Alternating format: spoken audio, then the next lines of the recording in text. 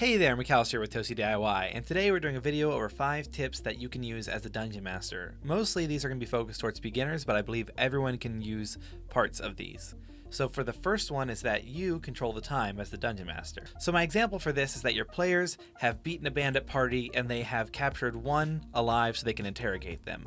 And the interrogation's kind of going back and forth, they failed some rolls, and the rogue gets upset and says, I'm just going to kill him. I stab him. And your paladin is standing there right next to the person, and your rogue has said they stab him, so you would think that means that they got stabbed.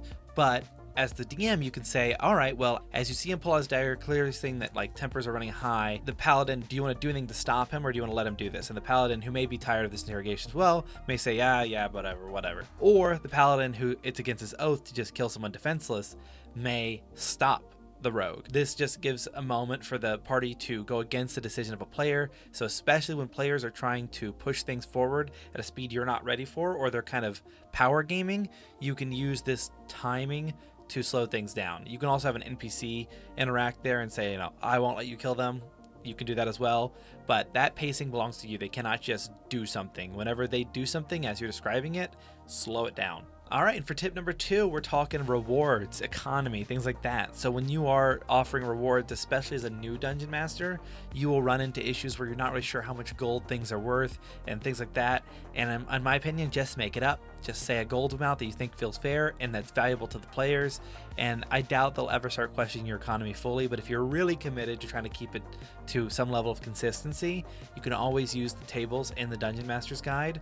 Or if you're offering a reward and they suddenly hit you with, well, how much are we going to earn? And you haven't thought about it, my biggest piece of advice is if they ask for a reward and you're not prepared, go ahead and offer them favors or items. Think maybe gems is a good one. You can have them appraised later, but they're definitely they're definitely around 300 to 500 gold. You all need to figure out.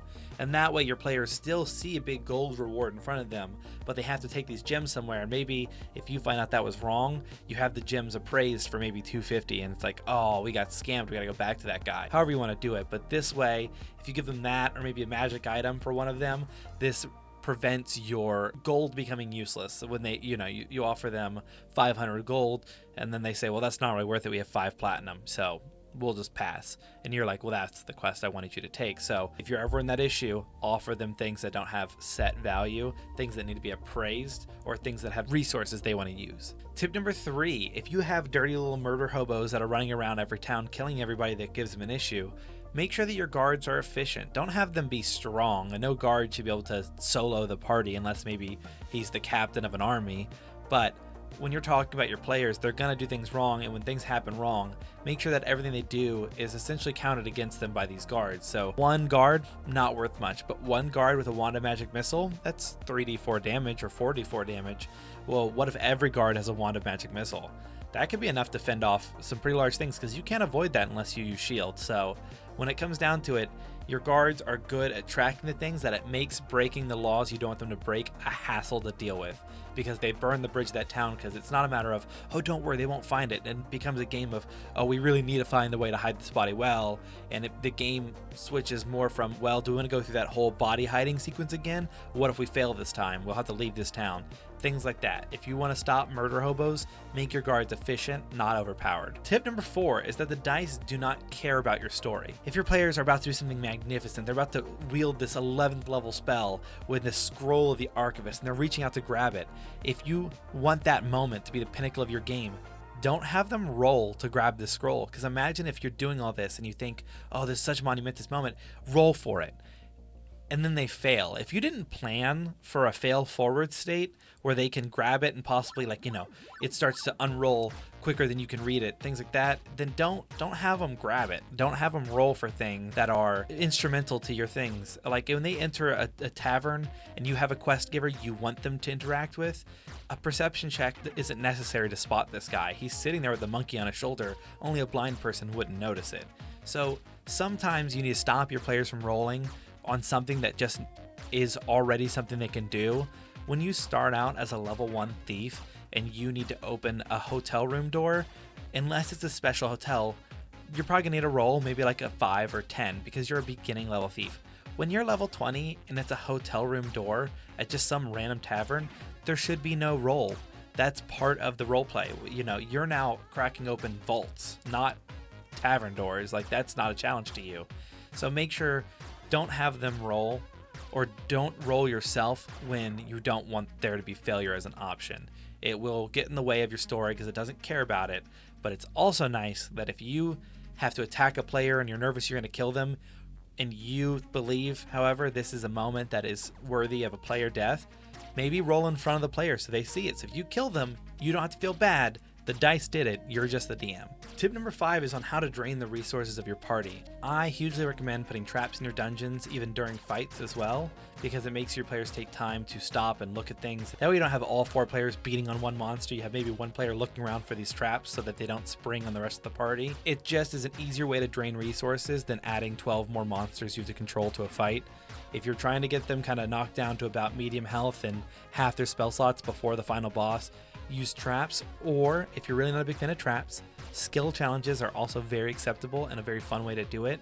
Skill challenges are something like, how do you describe a zombie horde breaking into a church and then that escape up the bell tower? How would you describe it? Well, you might say, okay, you all begin to run up there.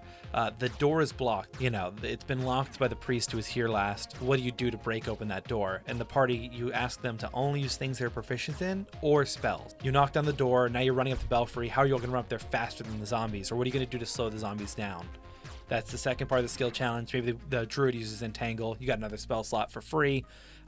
They get to the top of the tower. Well, now you're cornered. What are you going to do to get off? The mage casts Featherfall. There's another level 1 spell slot. They jump down. As they're floating down, they see that there's too many zombies where they're going to land. Some of them have broken through the back window. What are they going to do to avoid sight or to get rid of them before they alert the rest of the horde they just escaped? Oh, the mage casts Fireball. It's too loud. You actually just wasted a spell slot. Now they're coming. Or the rogue says, you know, I'll use stealth to try to get us to land quietly, or throw something off to the side to distract them. He fails his check. Now they're continuing to be chased, and you just continue to pull resources. If they failed that one check, maybe do 5d8 damage to the whole party because the horde starts to attack them. You can use skill challenges very loosely to create whatever scenario you want. It's perfect for, a cave is all falling down and you need to get out. Skill challenges are fantastic devices for like escape scenes or for like tournaments if they're trying to do something in them as a group. For anything that really needs a quick montage of events. Your heist scenes in movies a lot of times would be these sorts of things. Make a check for cracking the door. This does that, this does that. And you just tell them, at 2 failures, every failure after that kills the last person in the marching order. Or every failure after 2 will deal 5d6 damage to the entire party. Or it can be taken by one person. You all decide how to divvy it. You decide what the punishment is for failing, but skill challenges will drain them of the resources so that you can have them ready for whatever event you want them to come in looking haphazard or however. Well, that's been 5 tips, and I hope you all enjoyed them and they're useful to you. If you're playing Dungeons & Dragons and have any questions, leave them in the comments down below. I have had many years playing this game and I really enjoy talking about it, so seriously, if there's any questions you have or something you don't understand how to run, leave it in the comments down below, or if you have any book or module or something you want me to check out, I'd love more to look at and do. Thank you all. Peace.